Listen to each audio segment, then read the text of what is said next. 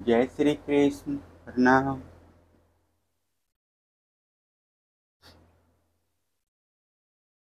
उद्धव जी, श्री कृष्ण का हृदय उदार है, उनकी शक्ति अनंत है।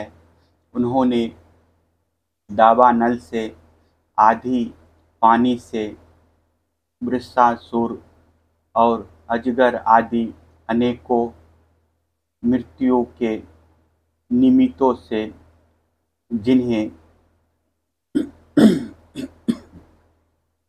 टालने का कोई उपाय न था, एक बार नहीं अनेक बार हमारी रक्षा की है।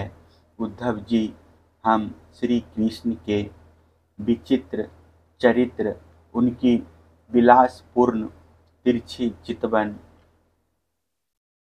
उन्मुक्त हास्य, मधुर भाषण आदि का स्मरण करते रहते हैं और उसमें इतने तन्मय रहते हैं कि अब हमसे कोई काम काज नहीं हो पाता। जब हम देखते हैं कि यह वही नदी है जिसमें श्री कृष्ण जल क्रीड़ा करते थे, यह वही गिरिराज है जिसे उन्होंने अपने एक हाथ पर उठा लिया था, ये वे ही वन के प्रदेश हैं जहाँ श्री कृष्ण गौएं चराते हुए बांसुरी बजाते थे, और ये वे ही स्थान है जहाँ वे अपने सखाओं के साथ अनेकों प्रकार के खेल खेलते थे, और साथ ही यह भी देखते हैं कि वहाँ उनके चरण चिन्ह अभी मिटे नहीं हैं। तब उन्हें देखकर हमारा मन श्री कृष्णमय हो जाता है। इसमें संदेह नहीं कि मैं श्री कृष्ण और बलराम को देव शिरोमणि मानता हूँ, और यह भी मानता हूँ कि वे देवताओं का कोई बहुत बड़ा प्रयोजन सिद्ध करने के लिए यहाँ आए हुए हैं। स्वयं भगवान गंगाचार्य जी ने मुझसे ऐसा ही कहा था। जैसे सिंह बिना किसी परिश्रम के पशुओं को मार डालता है, वैसे ही उन्होंने खेल खेल में ही 10,000 हाथियों का बल रखने वाले कंस, उसके दोनों अजय पहलवानों और महान बलशाली गजराज उबलियापीठ को मार डाला। उन्होंने 3 ताल लंबे और अत्यंत दृढ़ धनुष को वैसे ही तोड़ डाला जैसे कोई हाथी किसी छड़ी को तोड़ डाले। हमारे प्यारे श्री कृष्ण ने एक हाथ से 7 दिनों तक गिरिराज को उठाए रखा था। यही सबके देखते देखते खेल खेल में उन्होंने प्रलंबा, धेनुक, अरिष्ट, तृणावत और बल बक आदि उन बड़े बड़े दैत्यों को मार डाला, जिन्होंने समस्त देवता और असुरों पर विजय प्राप्त कर ली थी।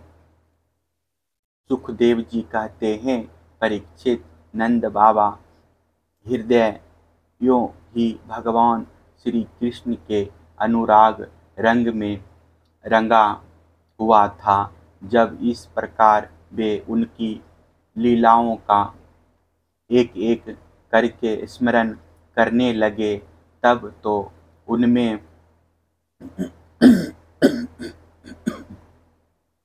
प्रेम की बाढ़ ही आ गई।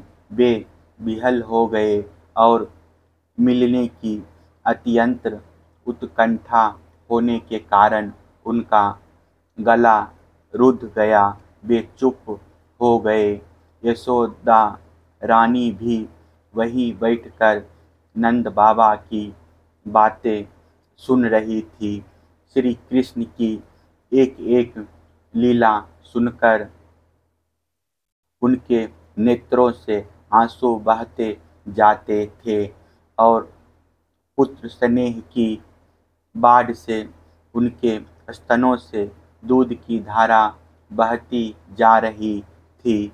उद्धव जी नंद बाबा और यशोदा रानी के हृदय में श्री कृष्ण के प्रति कैसा अगाध अनुराग है, यह देखकर आनंद मग्न हो गए और उनसे कहने लगे। उद्धव जी ने कहा, हे माधव, इसमें संदेह नहीं कि आप दोनों समस्त शरीरधारियों में अत्यंत भाग्यवान हैं, सराहना करने योग्य हैं, क्योंकि जो सारे चराचर जगत के बनाने वाले और उसे ज्ञान देने वाले नारायण हैं, उनके प्रति आपके हृदय में ऐसा वात्सल्य स्नेह पुत्र भाव है।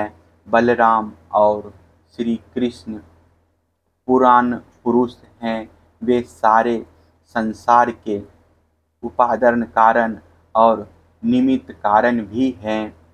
भगवान श्री कृष्ण पुरुष हैं तो बलराम जी प्रधान प्रकृति, ये ही दोनों समस्त शरीर में प्रविष्ट होकर उन्हें जीवन दान देते हैं और उनमें उनसे अत्यंत विलक्षण जो ज्ञान स्वरूप जीव है उसका नियम करते हैं।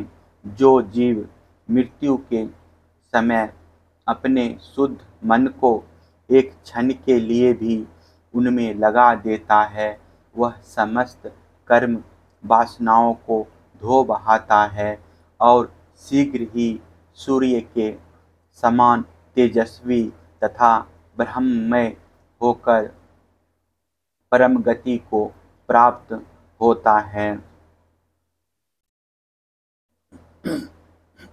वे भगवान ही जो सबके आत्मा है, परम कारण है, भक्तों की अभिलाषा पूर्ण करने और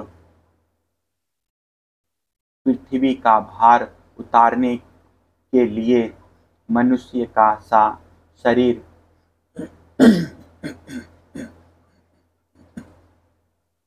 ग्रहण करके प्रकट हुए हैं।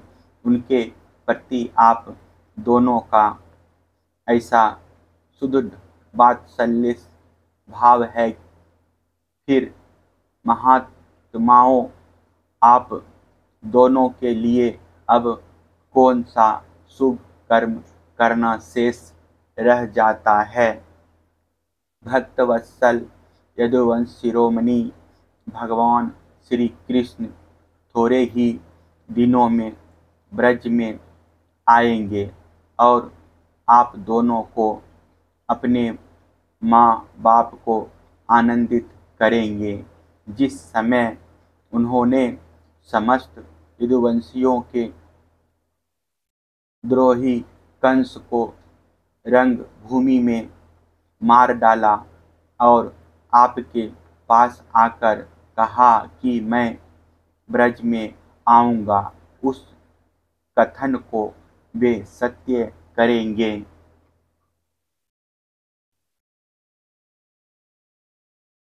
नंद बाबा और माता यशोदा जी, आप दोनों परम भाग्यशाली हैं। खेद ना करें, आप श्री कृष्ण को अपने पास ही देखेंगे, क्योंकि जैसे कष्ट में अग्नि सदा ही व्यापक